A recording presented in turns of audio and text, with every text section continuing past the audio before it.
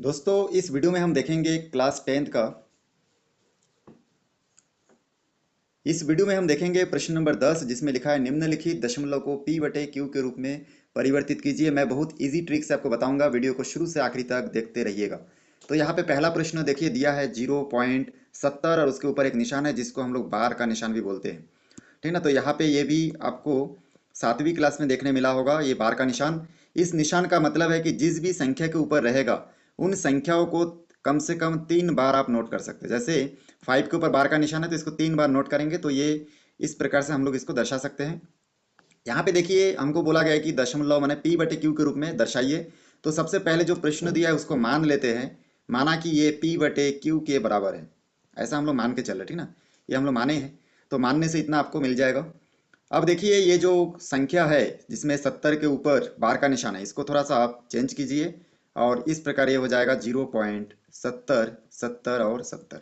क्योंकि मैं बता चुका हूँ जिस भी निशान के ऊपर ये निशान रहेगा बार का निशान, उस संख्या को 3 बार नोट करेंगे। तो ये हो गया 70 70 70। इसको मान लेंगे आप समीकरण 1। उसके बाद देखिए समीकरण 1 में हम लोग 100 का गुना करेंगे। तो समीकरण 1 में 100 का गुना क्यों करेंगे?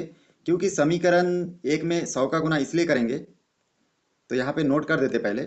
समीकरण 1 में 100 का गुना करने पर, 100 का गुना करने पर, तो 100 का गुना क्यों कर रहे दोस्तों? क्योंकि यहाँ पे देखिए 100 का गुना इसलिए कर रहे हैं क्योंकि हमारा जो प्रश्न है उसमें दशमलव के बाद देखिए 2 अंक लिखा हुआ है, इसलिए 2 अंक है, इसलिए 100 का 3 अंक होने से 1000 का, 4 अंक होने से 10,000 का, ऐसा हम लोग गुना करते हैं। क्योंकि हम लोग जानते हैं कि ये दशमलव मतलब क्या होता है, 1 होता है और जितनी संख्या उतनी बार जीरो हम लोग चाहे तो लगा सकते हैं। इसलिए हम लोग यहाँ पे 2 अंक है, इसलिए हम लोग क्या कर रहे हैं, 100 का गुना कर रहे हैं। चलिए आगे बढ़ते हैं। तो यहाँ पे देखिए जैसे ही 100 का गुना मैं कर दूंगा तो इसमें पी क्यू के साथ भी 100 गुना होके ये हो जाएगा 100 पी क्यू। और दूसरी तरफ भी 100 का गुना कर दूंगा मैं किसके साथ, 0.70 70 और 70 के साथ। जैसे मैं 100 का गुना कर दूंगा 2 जीरो बढ़ जाएगा इसमें, तो 2 जीरो बढ़ेगा तो दशमलव भी 2 अंक आगे चला जाएगा और फाइनली हमको यहाँ पे प्राप्त हो जाएगा देखिए 70.7070। तो इस प्रकार से हमको मिल गया कितना, यहाँ पे देखिए 100 पी क्यू बराबर इतना मिल गया। इसको मान लेंगे समीकरण 2। तो बहुत आसान है, पहले जो दिया है उसको पी क्यू मानना है, प्रश्न को बार के निशान को हटाना है और उसको समीकरण 1 मानना है। समीकरण 1 से हम लोग 100 का गुना किए क्योंकि यहाँ पे देखिए जो प्रश्न था उसमें दशमलव के बाद 2 अंक है, इसलिए 100 का गुना किए। जितना अंक उतना जीरो लगाना है, मतलब उतना जीरो एक के साथ बाद लगाना है, तो आपको पता चल जाएगा। जैसे दशमलव को सीधा में 1 और जितना संख्या उतना जीरो लगाए तो 100 को दिख ही रहा है, इसलिए हम लोग 100 का गुना किए। तो 100 का गुना करने के बाद हमको प्राप्त हो गया ये वाला लाइन। अब हम लोग समीकरण 2 और 1 को घटाएंगे क्योंकि समीकरण 2 क्या है, बड़ी संख्या है, 100 पी क्यू लिखा है। तो इसलिए समीकरण 2 से समीकरण 1 को घटाने पर, तो समीकरण 1 को घटाने पर नोट करेंगे और इसको हम लोग घटाएंगे।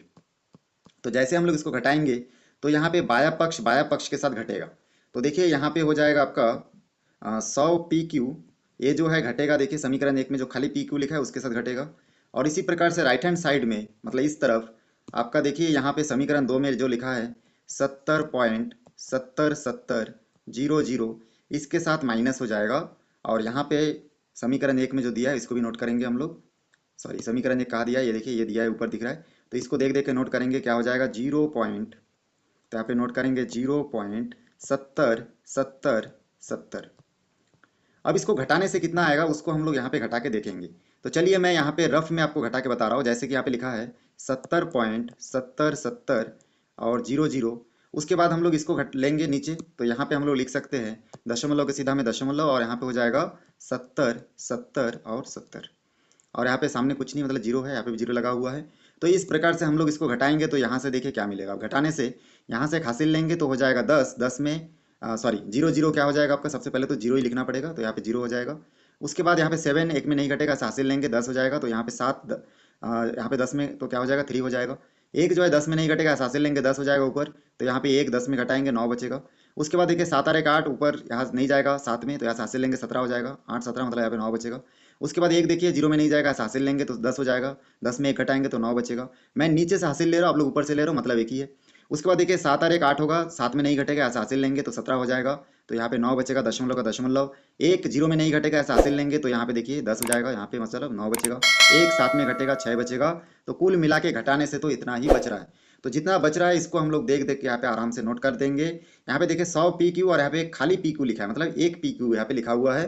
तो 100 में से एक पी क्यू अगर घट जाएगा तो हम लोग जानते हैं कि 99 पी क्यू बचेगा, 99 पी क्यू बचा। और यहाँ पे इसको हल करके कितना आया देखिए, यहाँ पे लिखा हुआ है, यहाँ पे मैं अभी भी घटा के आपको बताया कितना आया है, उसको देख देख के नोट करेंगे। तो यहाँ से हो जाएगा 6969 और पॉइंट के बाद हो जाएगा 9999। 3 बार 4 बार लिखने से हो जाता है, पूरा पूरा लिखने की आवश्यकता नहीं है। अब यहाँ पे आपको थोड़ा सा समझना है, यहाँ पे देखिए 99 पी क्यू लिखा है और यहाँ पे 69 के बाद जो संख्या 99 है, इसमें 2 अंक आप लेके चलिए। मात्र 2 अंक आपको देखना है कि ये पॉइंट के बाद, दशमलव के बाद 2 अंक जो है वो 50 से कम है, तो हम लोग सामने वाला संख्या का 69 का 69 लिख देते। लेकिन यहाँ पे जो 2 अंक है ये क्या है देखिए, ये आपका 50 से ज़्यादा है, तो इसको हम लोग 1 मान लेंगे और इस सामने वाले संख्या के साथ क्या कर देंगे, जोड़ देंगे, तो कितना आ जाएगा 70। तो इसको ध्यान दीजिएगा। तो यहाँ पे हम लोग फाइनली क्या लिख सकते हैं, 70। अब यहाँ से पी क्यू का मान ज्ञात करने के लिए 99 यहाँ पे गुना में है, उधर पक्षांतर होकर क्या हो जाएगा, भाग में। तो 70/99 हमारा आंसर होगा। यही P/Q का मान है जो हमको पता करने के लिए कहा गया था। तो कितना आसान है, आप इस वीडियो को और एक बार देखिएगा तो और भी आपको क्लियरिटी के साथ समझ में आ जाएगा।